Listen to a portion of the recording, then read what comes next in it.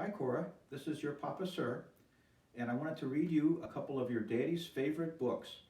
And since your birthday is coming up in a very short while, one of the books that your father always liked was Robin Hood and the Birthday Penny.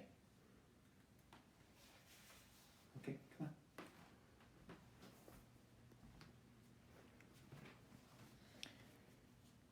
This was Walt Disney's Robin Hood and the Birthday Penny.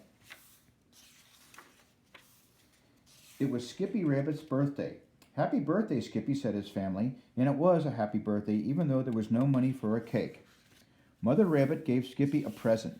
Skippy opened it. A penny. Oh, thank you, he said happily. Just then the sheriff came in to collect money for Prince John. He grabbed Skippy's penny. Hey, this penny is bent, he said. But a bent penny is still money, said the sheriff, and all money belongs to Prince John. He put the penny in his pocket and left. A few minutes later, Robin Hood came in. Why is everyone so sad? He asked. The sheriff took my birthday penny, said Skippy, a special bent penny. Cheer up, Skippy, said Robin. I brought you a birthday present, a bow and arrows. Wow, said Skippy, now I can be a great archer just like you. Skippy was very proud. You need one more thing, said Robin. He gave Skippy a hat. Perfect, everyone said. Robin hung up a target outdoors. He showed Skippy how to shoot arrows. Nearby, Prince John was floating on a raft with his servant Sir Hiss, but Robin and Skippy could not see them. Skippy began to practice. His first arrow went low. His second arrow went wide. His third arrow went high, too high. The arrow went right over the wall. It hit Prince John's raft. Whoosh! Out went the air. The raft began to sink. I'm drowning, yelled Prince John. Sir Hiss said, The water is not that deep, sire. Be quiet, said Prince John. If I say I'm drowning, I'm drowning. Robin Hood heard the shouting. Run home quickly, he told Skippy. Who shot that arrow? Lift me up so I can see, the prince said to his guards. Prince John looked over the wall and saw Robin Hood. I was just leaving, said Robin. Toodaloo. Prince John was very angry. Fine Robin Hood. Put him in jail, he told his sheriff. Robin Hood lived in Sherwood Forest. The sheriff went there with his men. They looked everywhere for Robin, but they could not find him. Robin and his friend Little John knew all the good hiding places. Robin and Little John knew that Prince John took money from poor people. They made a plan to get the money back. Then they set out each a different way. Soon Little John met a pie seller. I will give you a bag of gold for your pies, your cart, and your clothes, said Little John. The pie seller said, It's a deal. Little John put on the pie seller's clothes. Then he pushed the pie cart into town. What was Little John going to do? He was going to fool the prince. He wanted Prince John to think he had lots of money.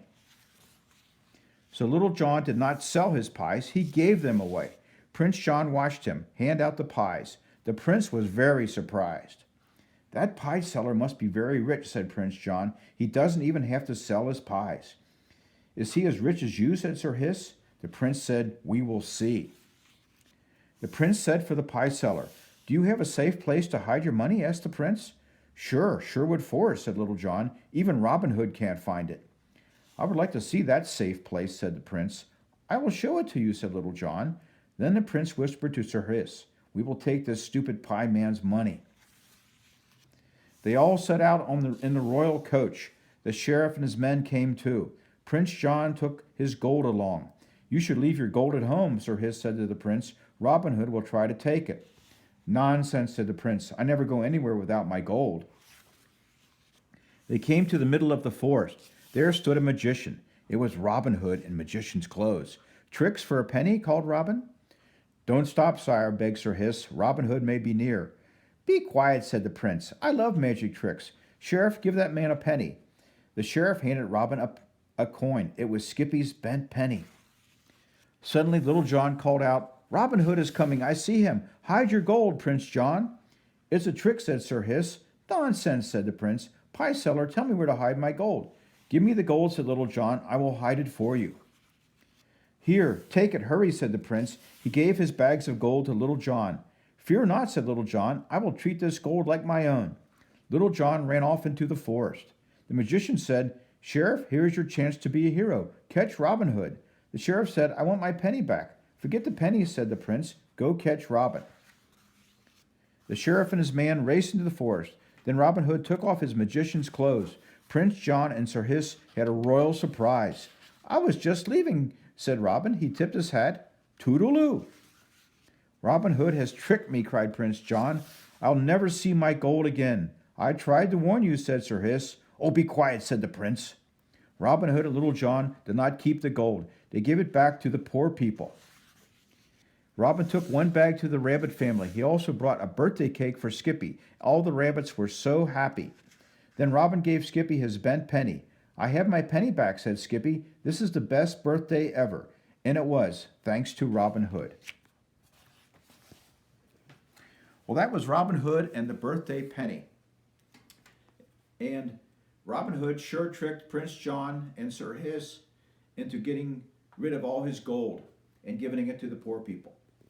So anyway, the next book that your dad really enjoyed was Where the Wild Things Are, Story and Pictures by Maurice Sendak.